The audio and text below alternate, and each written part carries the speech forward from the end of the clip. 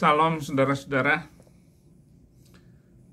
saya harus berbicara sekarang tentang Israel. Lama sekali saya tidak berbicara mengenai artikel-artikel yang sudah menumpuk ini, terutama masa kekinian, yaitu perang Yahudi dan Palestina. Siapa pemenangnya kalau begitu? Mungkin untuk pertama kali bahwa konflik ini mencakup status kepemilikan Yerusalem, pemukiman Israel, pembatasan keamanan, hak atas air, serta kebebasan bergerak, hak kembalinya orang-orang Palestina. Jadi konflik antara dua pihak berdampak besar bagi media internasional, di mana akibat dari konflik ini media luar negeri banyak membahas hak-hak bersejarah, masalah keamanan dan hak asasi manusia di Palestina. Dan kecenderungan dari media asing yang luar biasa ini menjadi perang media yang sama pentingnya dengan perang fisik. Berdampak juga bagi konflik ini pada pariwisata, di mana terhambatnya akses umum ke wilayah-wilayah yang diperebutkan itu. Beberapa upaya perdamaian menyarankan solusi pembentukan dua negara yang melibatkan Palestina merdeka dan Israel, di mana solusi ini dulunya banyak didukung oleh bangsa Yahudi. Namun dukungan publik terhadap solusi dua negara yang sebelumnya mendapat dukungan dari warga Yahudi Israel dan Palestina telah berkurang dalam beberapa tahun terakhir. Sejak persetujuan Oslo, Otoritas Nasional Palestina secara resmi telah bertekad untuk akhirnya tiba pada solusi dua negara. Masalah-masalah utama yang tidak terpecahkan antara mereka ialah status masa depan tepi barat, jalur Gaza, Yerusalem Timur, yang mencakup wilayah-wilayah dari negara Palestina yang diusulkan. Kemudian juga keamanan Israel, keamanan Palestina, hakikat masa depan negara Palestina, nasib para pengungsi Palestina, kebijakan pemukiman pemerintah Israel, dan nasib para penduduk pemukiman itu, dan kedaulatan terhadap tempat-tempat bersejarah, yaitu kota suci Yerusalem. Dan rasanya begitu banyak masalah itu belum mampu dipecahkan sampai kapanpun, walaupun yang terlibat adalah Amerika, Inggris, kemudian Rusia, juga Indonesia ikut di dalam perdamaian yang ingin dicapai bersama.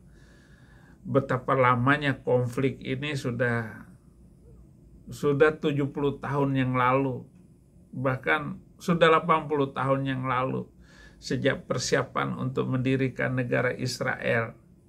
Nah, Indonesia itu aktif sekali sejak zaman Soekarno, sampai kepada masalah terakhir yang paling besar untuk dipermasalahkan itu adalah Perang 6 Hari 1967. Tetapi saya tetap punya kesimpulan utama ataupun ramalan utama saya adalah orang Yahudi tidak pernah mundur sedikit pun untuk mempertahankan bahwa Palestina itu adalah negara Israel, tanah tumpah Israel yang harus dipertahankan.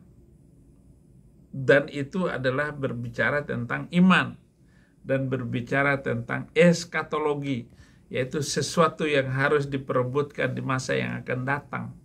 Sama dengan apa yang dikatakan oleh ajaran Arab bahwa yang dikatakan Islam yang benar itu harus menghabisi Yahudi.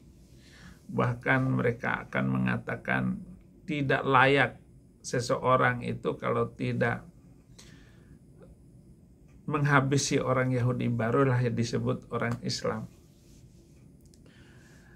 Maksud saya yang belum saya ungkapkan tadi adalah Israel Raya. Israel Raya itu adalah menguasai seluruh Palestina, kemudian Yordan, ke sana sedikit, itu namanya Israel Raya. Maka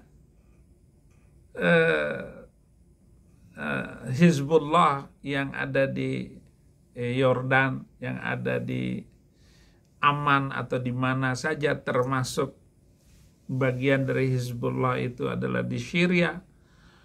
Mereka menyerang Israel, itu adalah langkah yang membuat Israel harus memperbesar lagi serangan untuk menguasai tanah-tanah yang di sebelah sungai Yordan itu.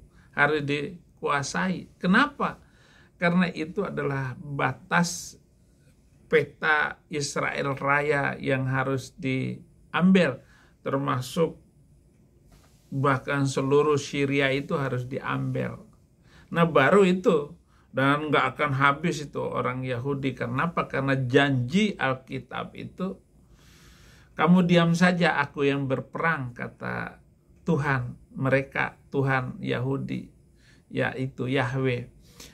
Nah, konflik yang terjadi yang berupa kekerasan ini, saudara-saudara, tidak bisa dianggap main-main, bahwa yang penuh dengan kekerasan dan tingkat intensitasnya begitu tinggi, dan gagasan serta prinsip-prinsip yang berada di balik semuanya, dan pada kedua belah pihak,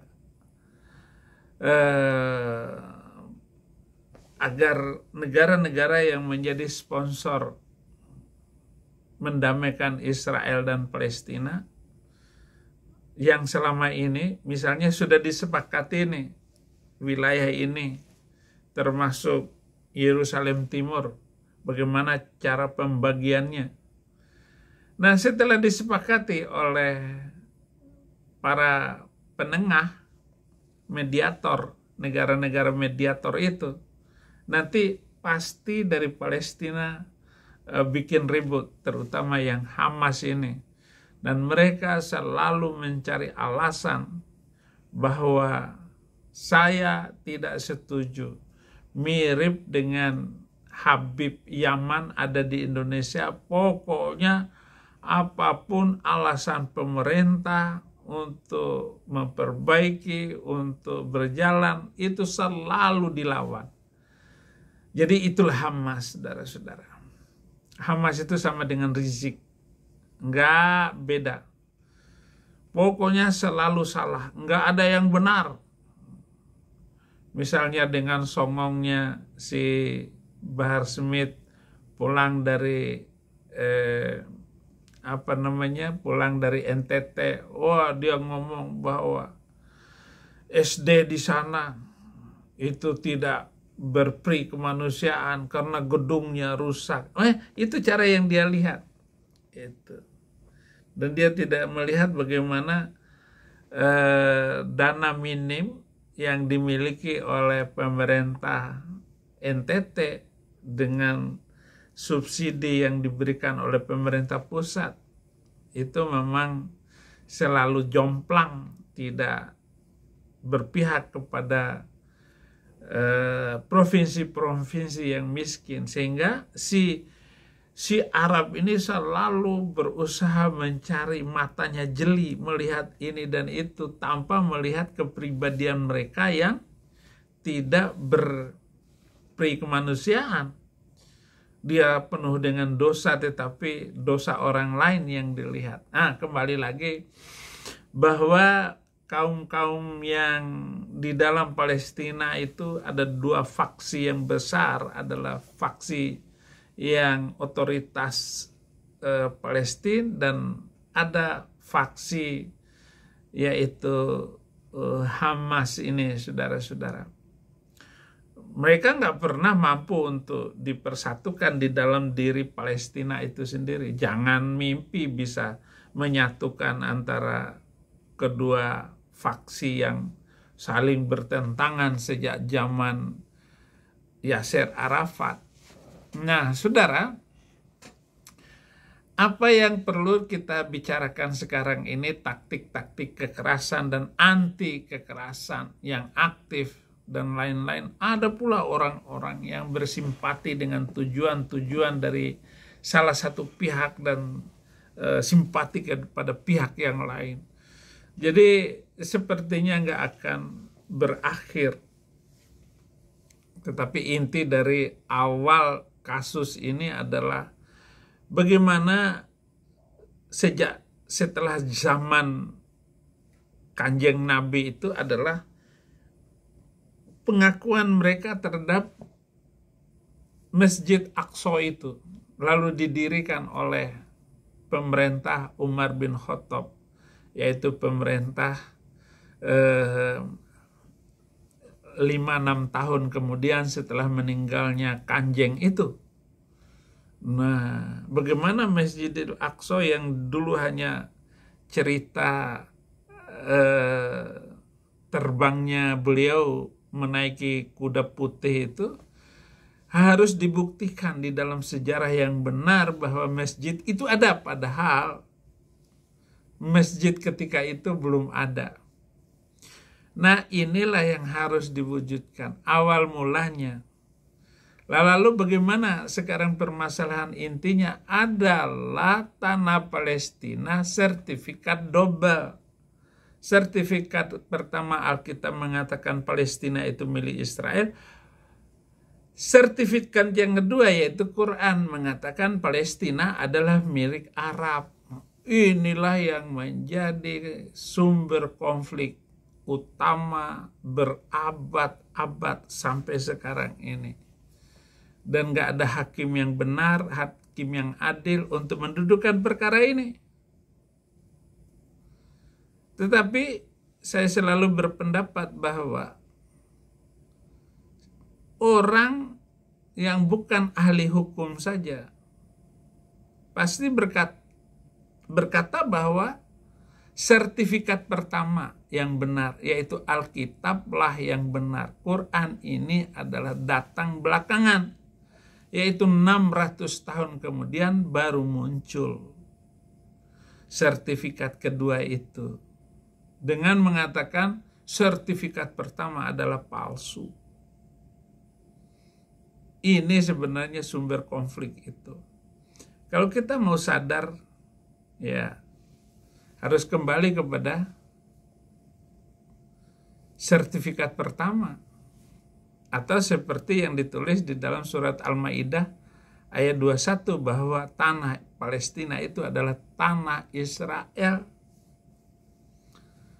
Jadi di surat kelima ayat 21 jelas-jelas itu Quran mengatakan seperti itu. Tetapi di ayat yang lain memang harus bertentangan dengan fakta sejarah hari ini. Nah, itu saudara-saudara,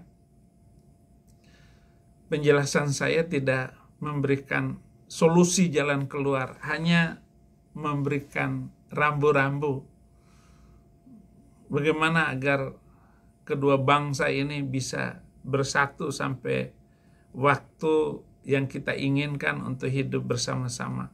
Jangan ada lagi yang kasus 10 Oktober 2023 itu, di mana dia mengkhianati dengan kepongahan dan kesombongan bahwa Hamas bisa melakukan perbuatan biadab itu seperti itu lagi. Demikian penjelasan saya. Terima kasih. Tuhan memberkati.